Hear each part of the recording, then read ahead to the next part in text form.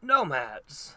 Let's talk about nomads for a minute and the reason that I pretty much never play them. So, I almost always end up reaching for something else. And now that I put some thought into it, I can really explain why.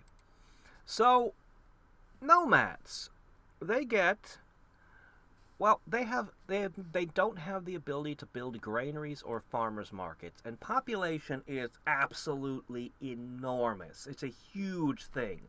When you take a hit to your population growth, it really hurts. Generally, if you have slow population growth, you get some tremendous thing to offset it. For example, power from just your population, or even more power for just population, or straight up regeneration, which is ridiculous. Um, Actually, I don't know what their growth rate is. Anyway, point is, what do nomads get in exchange for their slow growth rate? Well, they get a trade bonus.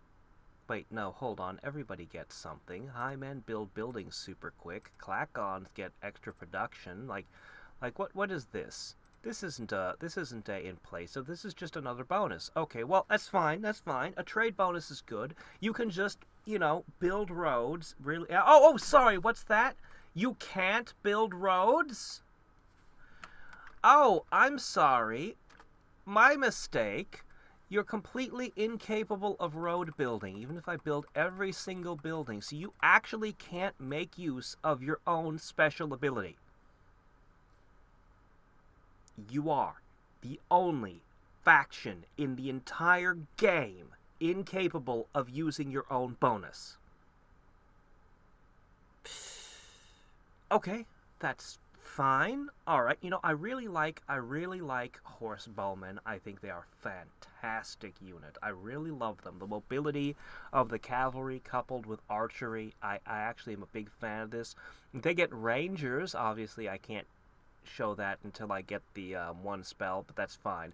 They get rangers. I love rangers because they give pathfinding. And oh yeah, so being nomads, you've got like a horse culture thing going, right? Yeah, you've got horse bowmen, so naturally, no, that would be the highmen. The highmen are the ones who get cavalry, knights, paladins. Okay, well, we get horse bowmen, so we should naturally get, since we get a fantastic stable later, we should get Pegasus, right? Obviously, yes. But no, that's the elves. We get griffins. Why Griffin? Okay. I And that's the thing. Like, okay, fine. We've got an archer culture, except no, actually, see, it turns out that elves are better at being archers than the nomads are. Like, don't get me wrong, swordsmen having a bow is fantastic, but we don't we just straight up lose to a longbowman. The longbowmen get the plus 10% accuracy, and then they get long range, and they're just better. They're just better. They're just better. And then you get the Pegasus at the end, and it's just the elves are better at being archers than the archers. Look at this. The pikemen don't even get the bows. You don't even. It just. Spearmen get bows. Swordsmen get bows. I love the horse bowmen, but I mean that's basically the end of what makes them good. As I point out, like this is sad. Okay, what? Oh, settlers. Of course, we're nomadic. Our settlers should be better than everybody else's. Able to move faster, produce. No, sorry, that's the lizards. That's the lizards that get fast settlers. One, two, three, four, five, six, seven, 8 things. We can produce 8 things before Tree of Knowledge. Okay. It doesn't matter what I pick. Now let's look at the high elves for a second. So, the Elven bonus is an accuracy bonus, which they can make use of immediately. Okay. They get more buildings, of course, with extra food and the extra population, which is a big freaking deal. They get 1, 2, 3, 4, 5, 6, 7, 8, 9, 10 different units before before Tree of Knowledge. And although their cavalry can't compare to horsebowmen, in my opinion, they've got longbowmen. And they've got lots of ammo. And they're just good. And, I mean, I'm sorry. It's just... Plus, they get half a power point per population, so, you know, extra power just from spreading. So I very rarely run Nomads. Now that I'm really looking at them and thinking about them in context, I understand exactly why I don't. So we're going to give Nomads a try tonight.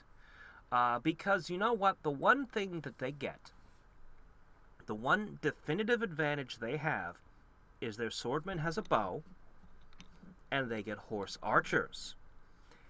I might be able to, with Flame Blade, I might be able to leverage that to take and hold more cities with that strategy of pushing out a whole bunch of settlers. Even though their settlers aren't as good as Lizardmen's settlers, even if Lizardmen may be better, maybe, I don't know, arguably,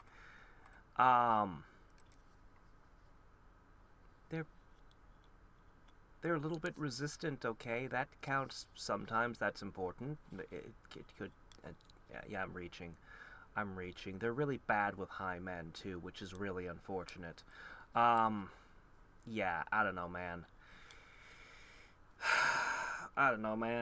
But I'm gonna try them.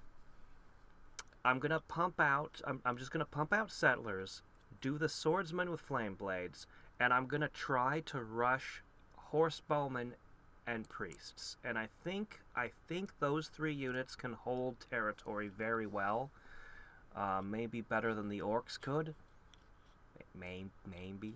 We're gonna give it a try, but you know, don't expect me to play don't expect me to play Nomads very often. But I'm gonna give them a real try. I can't really think of a 2-color combo that would be better for them. I mean, anything with red would probably be okay, as long as they had at least 2 red books for Flame Blade. But I can't really think of a color of magic that really works for the Nomads, you know? It's all kind of equal. Yeah. So that's what we're doing tonight. Anyway, I just thought I'd put up this video, because when I really thought about the Nomads, I realized, man, even the Clackons, even if they kind of suck, at least they're coherent. At least I know what they're supposed to be and do. I know what a Gnoll's game plan is. But the Nomads... That cannot have granaries and farmer markets is such a huge hit. And they just don't get anything back for it. They just don't get anything back for it. I love the idea of a swordsman having a short bow, but it does not make up for their negatives, so... Yeah, I don't know, man. I really wish that they could output settlers, that settlers like the lizards can. Lizardmen settlers move twice as fast and can freaking cross water. Lizardmen are amazing. If only the Nomads could put out rapid speed settlers, and they really need a capacity to build a road. They really need it. Because, I mean, one game you might immediately conquer some Clackons and get your roads off right away and get benefit from this massive advantage. And the next game, you might be on a continent that doesn't have a single road builder available. You might just be stuck with nothing. And just like, well, guess this is a dead card in my hand.